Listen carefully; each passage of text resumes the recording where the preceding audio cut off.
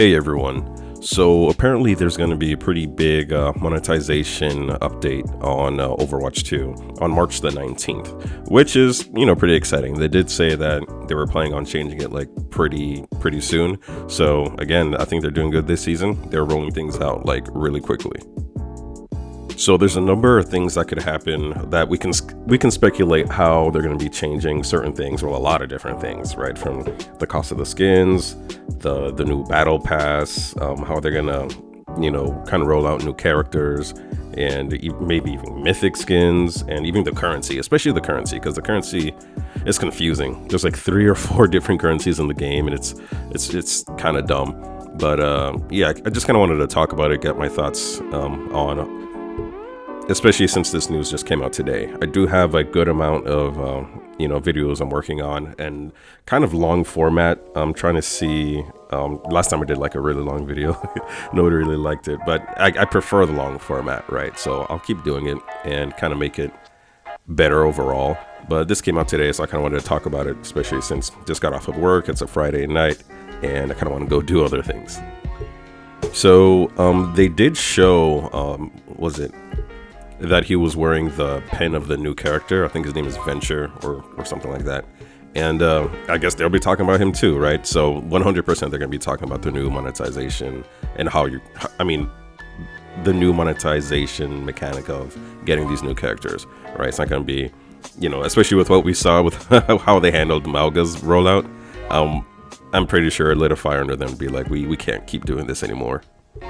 So yeah, he's wearing the pin of Venture, and who knows what he's going to be like. DPS right now is in a really good spot. They're pretty strong. I don't think they're overpowered. I do think they do as much damage as DPS should be doing, but who knows? He does have some invulnerability, which could potentially be a problem, right? Because we have seen him go underground and kind of pop out. So what we can do against him while he's underground, I don't know. Maybe if we shoot out the mound of the mound of dirt that's on top of him, maybe he can still take damage, but just a less amount of damage. But I think it would really suck if he goes underground and there's nothing we can do, and then he just pops out under us, and then we just kind of have to take that damage. But hopefully it has counterplay. We'll see what happens with that. And I guess it wouldn't just be him, right? Because Reaper has his Wraith form, and Mei has her Ice Block form. And I can't even remember the last new DPS character we had. Was it Sojourn? It was probably Sojourn, right? And she was very powerful. But it was a lot of the thing that made her so powerful was her interaction with Mercy.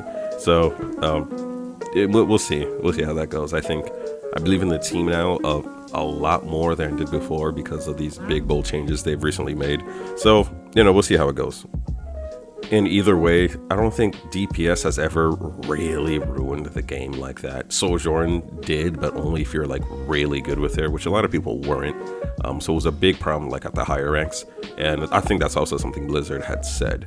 So yeah, I'm not too worried about this, right? It's not like support characters or we don't need to talk about that or like what they've been doing with tanks recently. But yeah, I think DPS characters tend to be not as consequential as the other roles because they're just kind of squishy characters that do damage. So yeah. Now, as for how he's going to be rolled out, I have no idea, because they do need to make money off of this, right? That was the entire reason for why there was a paywall to get support characters, and not support characters, to get new characters. And you could either play through the battle pass until, I forget what level you had to be, like level 45 or something to get the new character, or you just pay for the character outright. And yeah, I don't know what they're going to do for this because they need to make money off of it. So it would require some effort to get the character, right? Or else there's no reason to pay for it, right? There needs to be either you pay for it or you do something to get it. But at the same time, it can't be something that takes so long to get that, a lot of people don't have the character and there's nothing you can do. You're just at a severe disadvantage. So maybe it'll be something simple like play 10 games and you get the character. I don't know, because how many games do you even have to play to get to reach the level of the battle pass where you unlock the character, right? I don't know how long. I always just buy it, right? And I don't even, I would rather it be free than taking him out completely of the battle pass and requiring you to do a lot to get the character. I personally wouldn't like it because my schedule just kind of sucks. As you guys can see, like my videos are very staggered because I'm traveling like every 2 weeks to do a lot of work stuff. And sometimes I do kind of appreciate that I can just pay for this character and just kind of skip all the bullshit because I just have a very busy lifestyle. So it's literally easier for me to just buy a character than it is to gain 20 levels on the battle pass. That's how chaotic things have been over the last 2 months. So I don't know, maybe it'll be something like bringing it down to play you only need to gain 20 levels to get the character, or I really can't think about it because then nobody will be paying for him, right? Which is the thing that they want to do, because 20 levels for the vast majority of people is not a hard thing to do, right? A lot of people could just do that over the course of 5 hours or something, or not even 5 hours, 2 hours. So yeah, even the battle pass, I wonder what they're gonna do with it, because the battle pass was so, I'm not gonna say it was bad. The battle pass is bad. It's more of the trophies are so bad. I would imagine they're about to take that out. That is just the dumbest thing I've ever seen in a video game as a reward. I've never seen it in an actual game. I've never seen anybody use it, and it's just stupid. So I'm imagining that's going to go out, and then the battle passes are going to be much more concise, much more, probably smaller, but better value, just kind of keeping all the good stuff and improving on the things that people do like and getting rid of all the bad stuff. So we'll see how that goes. And I guess also for things like Mythic skins, I think Mythic skins are in a good place, right? You just have to kind of play a lot. You go through the battle pass over the course. You have 30 weeks or something. You have a crazy amount of, not 30 weeks. You have several weeks to get up to level 80, and that's something even I'm able to do, right? To get up to level 80, and then you get the skin, you get to customize it. So there's no problem with that. So I don't know, what if Mythic skins get twice as good in quality, amazingly good, where there's more than one Mythic skin. And I don't know if they mentioned before or if it's just an idea where you get to choose from different Mythic skins of the past. If they were to do something like that, where they bring up the quality really hard, or they let you kind of choose any Mythic skin, and then they make the new character free, would that be something? Or maybe there's just more than one Mythic skin. That would be cool. If there's more than one Mythic skin and the new character is free, that would be kind of awesome. I would like to interrupt this video to ask you to like and subscribe. If you made it this far in the video, chances are you kind of like what I'm talking about. So, help me out, guys. Especially with, the last Mythic skins being garbage, right? Not this Moira one is pretty good. I think it's actually really good. But the last one, even a lot of them were just so bad. And they had mentioned before that Overwatch 2 is one thing Overwatch 2 fans or players have that other game fans don't have, is their love for skins. I have heard them say this before, so maybe that would be the best avenue for them to get monetized. I also don't even mind loot boxes. I actually really liked loot boxes because you just play and you kind of just get everything. So I don't know how they can mix that in there. But loot boxes were fantastic. I think that was a good system. I think it was fair. Well, maybe you could get more currency, but we've all played so much that we eventually kind of got everything. Well, not everything, but more than half of what was available without spending a dime.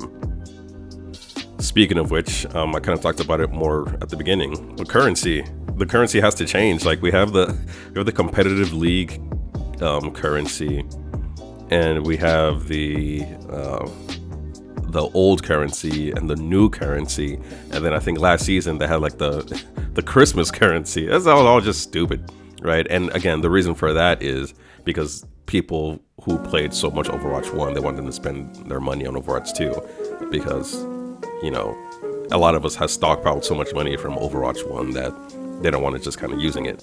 So I don't know. They need to find something to kind of make it all one currency, because it's annoying, it's stupid, and I hate that I can't get new currency like that by just playing the game. Like, we get like maybe 50 here, 50 there, and you can't do anything with that. You get like 50 cents, like, come on. And I guess another idea would be, I really feel like garbage that I missed out on a lot of the Overwatch League skins. Like, I hate that they're not back. I've been waiting for this the soldier skin to pass so that, you know, the new cycle goes in, and then I thought they're going to be putting in some older Overwatch League skins, and no, there's just nothing. And I would pay a lot to get those. Yeah, it kind of sucks. And even if they did something that allows you to get like the old Mercy skin, oh god, I want that so bad. I would pay so much for that. Or even the Reinhardt skin. Which one is it? Is it Raynor skin from StarCraft? Those things, I wasn't playing Overwatch that much when they came out, and I'm so upset that I never got those. Every time I see it in game, I'm just like, no, it could have been me. It should have been me. So yeah, I'm excited to see, you know, if they do anything for that. And even just, you know, the skins, the prices of skins overall, like, they're crazy expensive. Like, unless it's a collaboration skin, like this collaboration is $56. That's crazy. I think max 40 would make sense. I think, I guess 50 makes sense, because, you know, I'm sure they have to split the money with whoever they're collaborating with. So fine, I get it. But I guess regular skins, I don't personally, I think legendary skins should be like $10. Right? I think it should be $10 is a lot of money.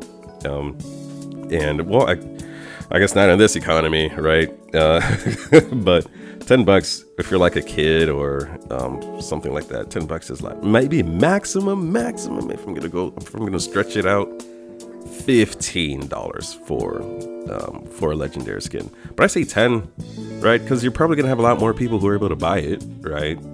So you probably just end up making more money that ways. And how much does it really cost them to make a skin? They said it takes like a year to make a skin. I think that's complete bullshit. I don't believe that for a second. But you know, we'll see. But yeah, if they bring down the price for all those, let's say a rare skin is like maybe $7, and then just kind of a new normal skin could be like $3 or $5, you know, something like that. So yeah, we'll see how it goes. They did a really good job kind of changing the directory of the game with the season 9 patch, so I think they'll do a good job for this one too. I'm hopeful, right? The thing I said in one of my last videos is the biggest thing season 9 patch did for me is it restored some faith on the team. So, you know, if they could continue doing that, that's good for them. It's good for all of us. So yeah, it's better to be hopeful than just, you know, hopeless, right? So yeah, that's the end of the video. Post a message for the algorithm or anything you want to say. I try to respond to all the comments.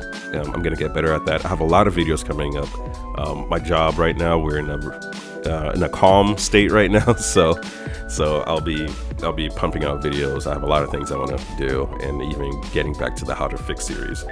So yeah, and as I'm putting in all my videos now, I'm sponsoring myself because I wrote a high fantasy novel, and it's going to be a series I'll be making over the next, I don't know, 10 years. So this is the first one of the series. Here's the ad. I'll put a link to the book in the description and maybe even in the comments.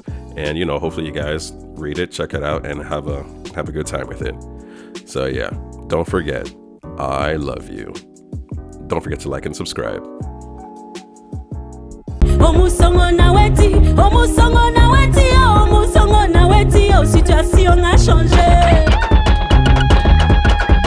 Confaga, Roots of a Very Old Tree, a high fantasy young adult book with a modern take on African mythology. After a mysterious confrontation with his father at school, Marcus Jobda finds himself in the land of Kara, With a small band of determined adventurers and a robust magic system he must quickly learn, Marcus begins his search for his family, a way home, and simultaneously tries to discover the mystery of the disappearances. From escaping Mamiwara and preventing wars between kingdoms, he'll need every edge his wits can give him to see the next day. However, the more he learns, the less things appear as they seem. But does he really want to go back to his old life? With hundreds of illustrations filled with clues of the history of the world, join Marcus as he attempts to solve this mystery. Confaga, Roots of a Very Old Tree is available now on Amazon. Link in the description.